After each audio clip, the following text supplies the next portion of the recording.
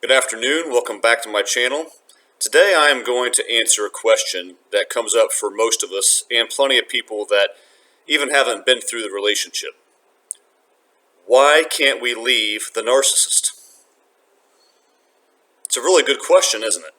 I am going to give you 5 reasons today, and the last one I do think is actually, the more I've thought about it, the last one is the biggest reason I actually think we don't leave the narcissist. And it's one that gets forgotten. Really, really forgotten. So let's start from the top. The first reason why it was so hard, or why we didn't leave the narcissist, the mask. You cannot overstate the importance of understanding that the person that we thought we had, that we thought was going to be our life partner, our spouse, our husband or wife, the person we're going to spend our lives with, we thought they were the greatest thing, what we've been waiting for all our lives, etc., etc. The yin or yang, however you want to put it. We thought they were a different person because they presented to us a different person. The narcissist never told us in any way, shape, or form at the beginning of the relationship, hey, I spiral out of control a lot and I'm really unstable and I'm probably going to blow this relationship up and sabotage it because I always do this. Now, some of them might have actually hinted a little bit at that. Mine did in subtle ways. But at the beginning, you think they're kind of kidding. And you sweep those things under the rug. Those are the red flags that we sweep under the rug. But for the most part, they did not tell us who they were. Instead, what they presented to us was everything we wanted to see in the world in somebody. And they faked that thing really good because they're fantastic actors and actresses. They are absolutely pros at what they do. So that's the biggest reason. We fell in love with a vapor, a mask, a facade, somebody who was completely fake and inauthentic. And once we got that picture of them stuck into our minds, ingrained, this is who the person is, what develops after that is a great deal of cognitive dissonance, meaning that we cannot align their words with their actions because we thought they were this, because that's what they presented to us, really good and hard. And then when the devaluation starts and you're like, what's this abuse? What's this attitude? Why are they so inconsistent? Why do they not seem to even want to be around me? Why are they abusing me? Why are they in and out of the relationship? They're breaking up with me, then they're coming back. And you see these things and you can never align what's going on because none of this connects with or aligns with this, the mask that was presented. So you live in this constant state of like, what is what and who are they? And the mask goes a long way, and that's by design. That is exactly how they planned it. That's how they ensnare people. And they know once you buy into that false concept of who they are, you're going to have a very hard time shaking that. There are people that way after the relationship ends, I mean years after, still cannot make sense of why did that person present something totally different. Who are they really? Unless you get the wisdom about what narcissism is, you'll live the rest of your life that way. Another reason, we didn't want to let other people down. Because we got so entangled in the relationship and we invested so much in it. And we got our family involved. If you have kids, they got to know them. If they have kids, they got to know you. Maybe you introduced them and probably did to your family.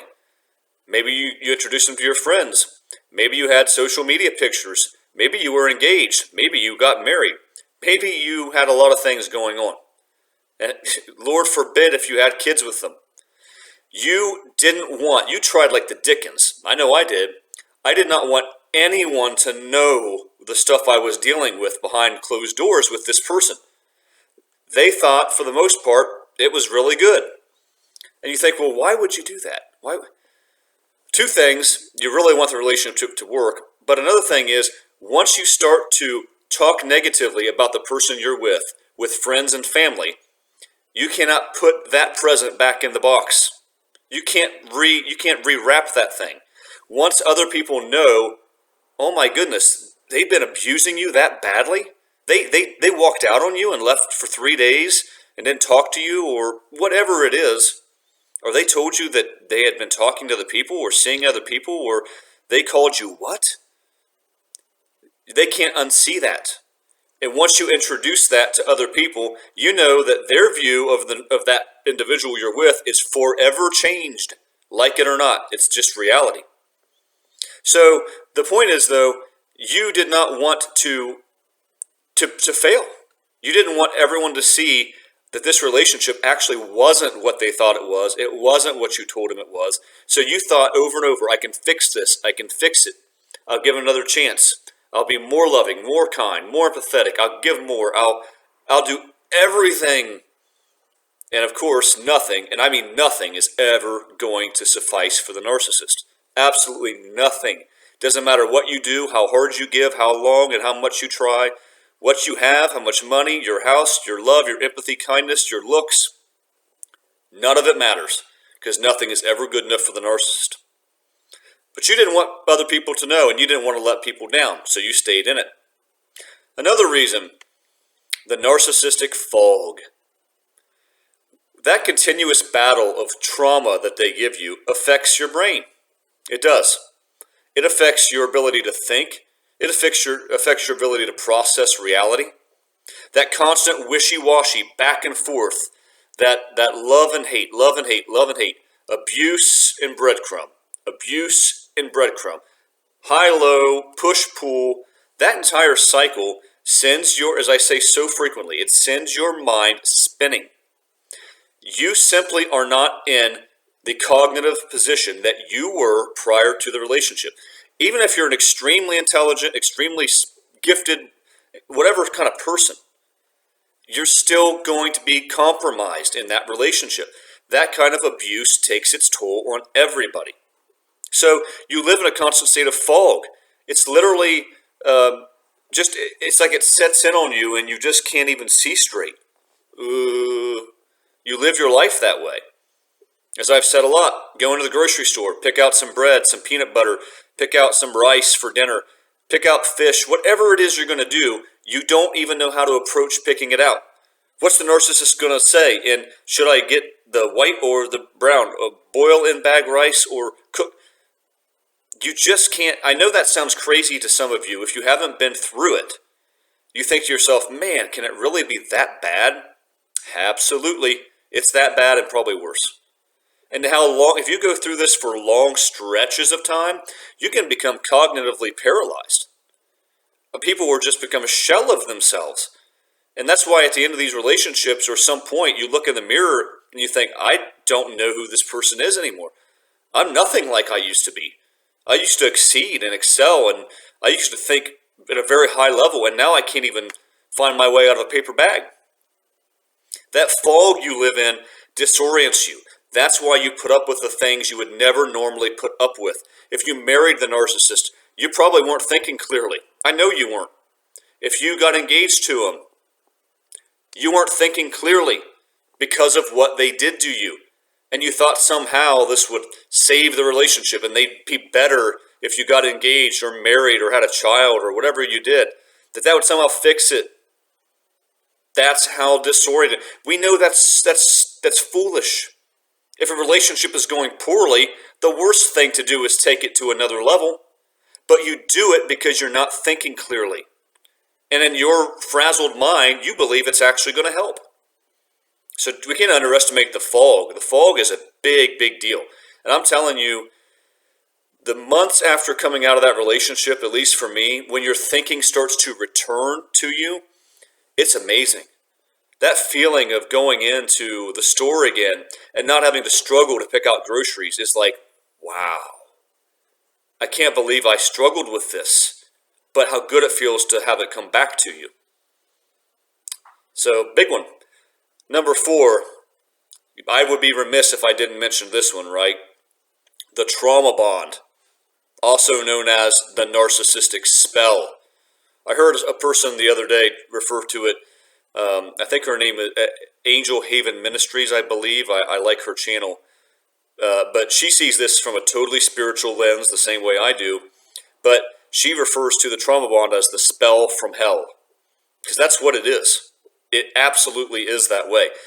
This is not, yes, it's caused by trauma, and that's why I get it's called the trauma bond. You get abused to the point where you form this unhealthy connection to your abuser. Your abuser becomes your only source of validation. They become like a drug you have to go back and get a hit from. So they beat you down, and then you go to them like a whipped puppy. Please give me a little affection. And they sprinkle a little bit in there, and you feel so good. It feels so good. And that cycle continues over and over. So that's what develops the trauma bond, where you're just browbeaten by this person, and you literally don't think you can live or breathe without them. Well, guys, that's not natural. That is not a normal human experience. That's a spiritual problem. That's why I call it the narcissistic spell. When you are so infatuated or dependent upon a person that you literally cannot do mundane things without them crossing your mind. Matter of fact, they never leave your mind. Every waking second is spent in the back, at least in the back of your mind, if not the front, thinking, are they going to text me again? Did they get my last text? What are we going to do this weekend? Are they mad at me? How's it going to go this next time I see them? Are they going to love me? Are they going to hate me? You do this when you're on a walk. You can't enjoy a walk. You don't see a bird. You don't even see the trees. You just can't do it because you're so absorbed into that person. That is spiritual. There is no way around that. That's a demonic attachment that you have to that person. You are bound some way to a person with demonic attachment. I'm not saying you're possessed, because a believer, especially a believer in Christ, cannot be possessed. But what you've done is you've formed your life around somebody who has that attachment. And of course it bleeds over into you in many ways. The trauma bond is what keeps people there almost entirely. It really does. So the trauma bond, I've made multiple videos about that, and I'll have a short tomorrow about it as well, if you want to catch that one. So no, that's number 4, huge. Before I get to the last one, I'm actually going to throw in one I just thought about, because I always need to mention this. The breadcrumbing. The breadcrumbing kept you right in place, right where they wanted you. And the breadcrumbing means every time you started to catch on to them or get fed up with it and pull away, here came the mask again. Oh, no, you mean the world to me. We need to get back to we used to take walks, and we used to fish together. We used to pray and do Bible studies more often. We need to get back to all of that. And honey, I love you. And that's when Mr. Nice Guy or Mrs. Nice Guy shows up to pull you right back in. Get back here. Come on back. Come on back. Don't leave me. Don't do this. It's going to be good. I promise it's going to be good. Get some future faking in there too. So the breadcrumbing is little doses of the mask or the euphoric stage from the beginning that keeps you wondering, man, is this the person? Which person is which? Like, maybe they are going to do better this time. Maybe they're actually going to improve. So that's a bonus one, the breadcrumbing. Number 5, this is the biggest one. And it really doesn't occur to a lot of people. And I don't think I thought of it this way until recently. You know how you go into, I don't do this because I don't care to, but you go into a casino and you sit down on a slot machine and you pump in money to that thing all day on the hope and prayer that it's going to, at some point, pop up and give you a jackpot. And it's going to have a big payout. And if you just spend enough time, enough effort, enough money, resources, boom, just pull that thing over and over and over, sooner or later, you think it's going to yield what's within it. Its big, massive payday is coming. If you just give a little more time and effort. The narcissistic relationship is identical to that. It really is. Because the entire time you're getting turned away, fail. It's not working, and you're losing money the entire time. And you don't just lose money in the narcissistic relationship. You lose, most importantly, your time. But you lose your hobbies, your relationships, your ability to think, your happiness, your joy, your peace. You lose all of that. So imagine a coin that encapsulates every last bit of what makes you you, including your spiritual life. And you're sitting there with that narcissist. Come on, baby. Quarter after quarter. Come on, next time. Oh, it's so close. Do you see that? I got 2 out of 3. I was close. All right, we're getting somewhere. Ah, going backwards. But here's the thing. You are scared to death, knowing you're losing it all. And you've been pumping money into this machine for eons. But you're scared to death. And what are you scared to death of? You guys know. You're scared to death that you're going to get up out of that seat and the next person is going to walk down the casino drive or whatever it is, walk down the little aisle, the aisle where the slot machines are, and they're going to see the machine that you were just sitting on. And they are going to see that you got up. Okay, I'm going to try my hand. They're going to sit down in that machine, pop a quarter in, boom, brrr, jackpot.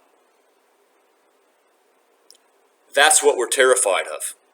We are scared to death that if we get up, every bit of investment that we put into this thing, which is a lot, time, money, resources, effort, energy, hopes, prayers, aspirations, you put so much into that relationship, and you think to yourself, what if I get up and someone else swoops in, pulls that lever, and gets the jackpot?